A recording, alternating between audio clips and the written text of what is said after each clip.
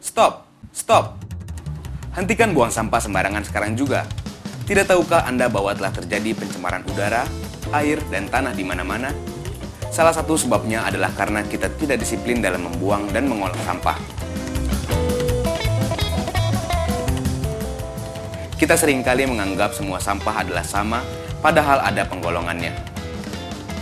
Secara umum, ada 3 jenis golongan sampah, yaitu sampah organik, sampah anorganik, dan sampah B3 atau bahan berbahaya dan beracun. Mari kita uraikan satu persatu. Sampah organik adalah sampah-sampah yang mudah membusuk. Contohnya adalah sisa dapur, daun-daunan, sayur-sayuran, buah-buahan, dan sebagainya. Sedangkan sampah anorganik adalah sampah yang sukar atau tidak dapat membusuk seperti logam, kaleng, plastik, kaca, dan lain-lainnya. Dan sampah B3 adalah sampah-sampah yang mengandung racun seperti baterai, aki, dan sebagainya. Jika kita sederhanakan, ada 2 jenis sampah, yaitu sampah basah atau organik dan sampah kering atau anorganik. Untuk sampah basah harus dilapisi dengan 2 plastik, yang pertama berfungsi sebagai penirisan dan kedua sebagai penadah. Bayangkan bila penampungan-penampungan sampah itu tidak lagi bisa menampung sampah. Sampai setiap hari kita buang, mau ditaruh di mana? Kita tidak mau kan bumi kita tenggelam oleh sampah? Oleh sebab itu, mari kita budayakan 4R sekarang juga. R yang pertama adalah reduce, atau merubah pola hidup kita dengan meminimalkan produk-produk yang pada akhirnya dapat menjadi sampah. Pengemasan yang berlebihan inilah contohnya. R kedua adalah reuse, atau menggunakan kembali bahan-bahan yang potensial menjadi sampah. Contohnya seperti gambar ini, yaitu mengolah sampah potensial tanpa proses. Ketiga adalah recycle, atau pemanfaatan kembali sampah dengan pembuatan kompos, mendaur ulang menjadi barang-barang baru, dan lain sebagainya. Inilah contohnya, yaitu mengolah sampah potensial melalui proses. Serta terakhir adalah replace, yaitu mengganti penggunaan bahan-bahan yang tidak dapat didaur ulang oleh alam dengan yang dapat didaur oleh alam. Contohnya seperti ini, yaitu styrofoam diganti oleh bungkus daun saja. Mari kita budayakan 4R sekarang juga. Perhatikan diagram berikut.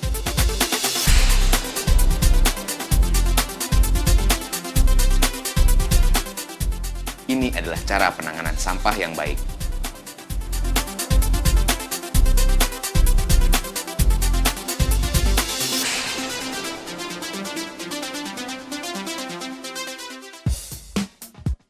Membudayakan 4R bisa kita lakukan di dalam rumah tangga. Dari timbunan sampah, kita melakukan pemilahan. Caranya, dengan mengelompokkan dan memisahkan sampah sesuai dengan jenis, jumlah, dan sifatnya. Sampah-sampah yang berasal dari rumah tangga maupun tempat-tempat umum dikumpulkan. Sampah-sampah ini kemudian dikumpulkan dan dipindahkan dari sumber sampah ke tempat pembuangan sementara. Sekarang kita bahas pembuatan komposter. Apa itu komposter? Komposter adalah salah satu produk Puslit Bangkim yang fungsinya untuk mengolah sampah organik menjadi kompos. Pembuatannya cukup sederhana. Pertama, siapkan alat-alat berikut ini. Tong komposter, karton yang sudah dilubangi, bor, 4 buah pipa sepanjang kurang lebih 50 cm. Caranya, bungkus pipa dengan karton, kemudian bentuklah lubang pada pipa menggunakan bor, mengikuti pola yang sudah terbentuk dari karton. Lubang-lubang ini diameternya berukuran setengah cm. Setelah keempat pipa selesai dilubangi sesuai pola, maka giliran menyiapkan cairan lem. Aduk, kemudian oleskan pada bibir pipa. Untuk tong komposter, mula-mula buanglah pegangan plastik yang ada terletak di badan tong. Setelah itu, ratakan mulut tong dengan gergaji. Lalu, dengan jarak 15 cm dari bagian atas tong, buatlah 4 buah lubang berdiameter 10 cm.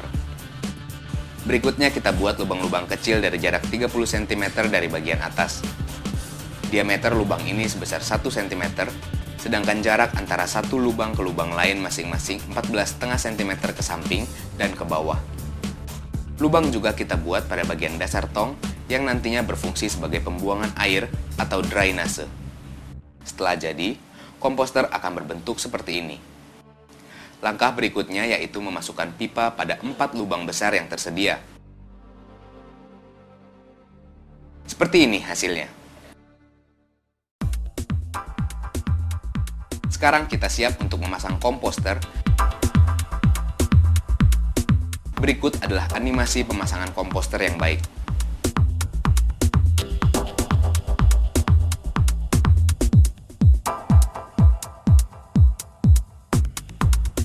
Dan ini adalah gambar detail komposter yang sudah tertanam.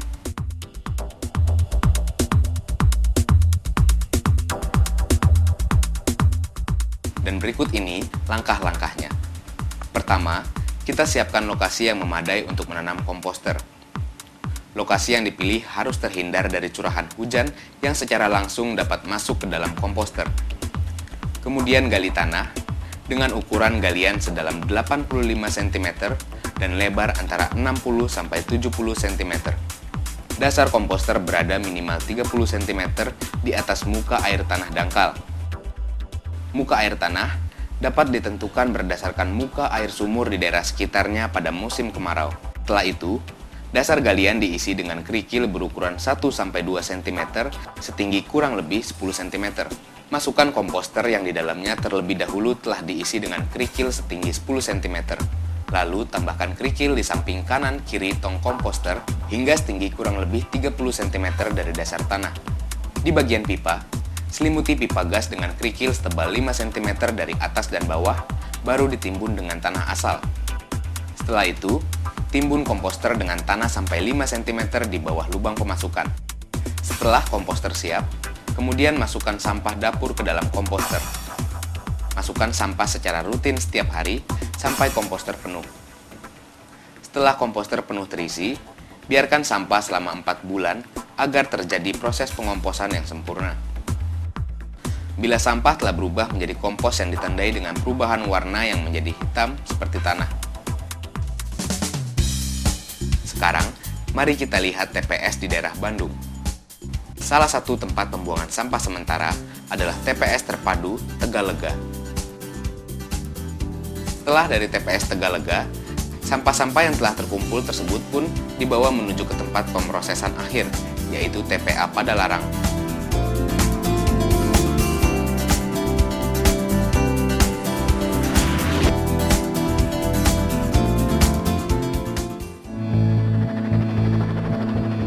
Dari gunungan sampah ini, banyak warga yang memanfaatkannya untuk mencari sesuap nasi. Selain pertambahan jumlah penduduk, faktor lain seperti peningkatan produksi dan konsumsi, serta gaya hidup, juga turut andil dalam mempengaruhi jumlah timbulan sampah ini. Sebagai penghasil sampah terbesar, kita yang hidup di perkotaan selayaknya wajib ikut dalam pengolahan sampah agar sampah-sampah yang menimbun di tempat pembuangan sampah atau TPA dapat kita kurangi volumenya. Untuk lebih mengefisienkan TPA, jauh lebih baik kalau kita menerapkan 4R dalam kehidupan sehari-hari. Manfaat 4R bagi TPA adalah memperpanjang umur kendaraan transportasi pengangkut sampah, mengurangi polusi udara, mengurangi pembusukan, karena semakin sedikit organik, semakin sedikit pembusukan atau air licin.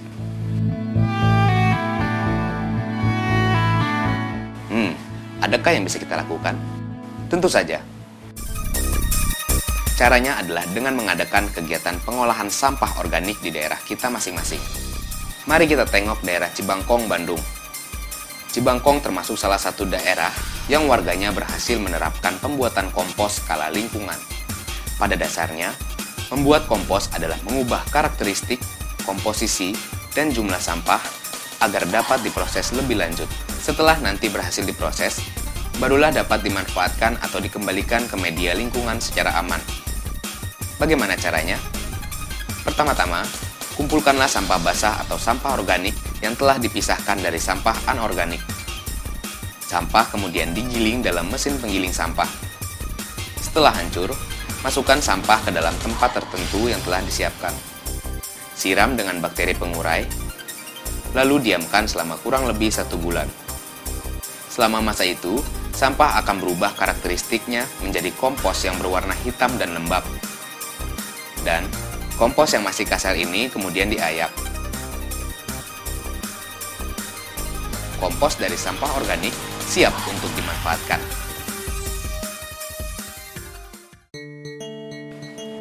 Selain pembuatan kompos skala lingkungan, ada pula pembuatan kompos dalam skala yang lebih besar, yaitu skala industri. Dalam proses pembuatan kompos skala industri, alat yang digunakan lebih canggih dan volume sampah yang diolah pun lebih besar. Kompos yang dihasilkan pun tentu saja dalam jumlah yang masif. Sedangkan untuk pengolahan sampah anorganik seperti botol plastik misalnya, cara pengolahannya pertama-tama adalah dengan memisahkan sampah botol plastik dari sampah yang lain dan mengumpulkannya dalam suatu tempat. Setelah melepas semua label dari botolnya, masukkan botol plastik ke dalam mesin penggiling. Plastik akan hancur menjadi serpihan-serpihan kecil seperti ini. Setelah dicuci, kemudian masukkan dalam karung, dan plastik daur ulang ini pun siap dimanfaatkan kembali. Biasanya hasil daur ulang botol plastik ini dapat digunakan sebagai bahan dasar benang. Demikian pembahasan kita tentang sampah. Mari, jadikan bumi lebih bersahabat dengan bersikap bijak mengolah sampah. Terima kasih.